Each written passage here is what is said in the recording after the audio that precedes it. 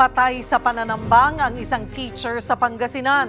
Galing siya ng eskwelahan ng barilin ng riding in tandem. Para bigyan ng mukha ang balita, Mobile Journal, Kayla Makantan. Pinaulanan ng bala ng riding in tandem ang isang teacher sa Pangasinan.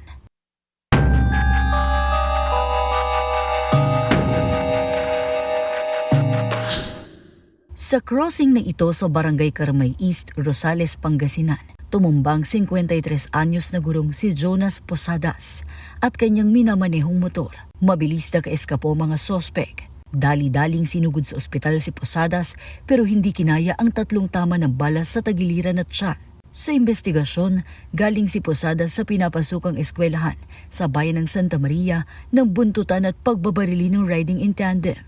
As to the motive, ma'am, niimbestigahan pa po natin. Unang-una, nagkandak po tayo ng investigation doon sa kanyang pinagtuturuhan na eskwelahan po. Although may sinusundan po tayo na isang anggulo.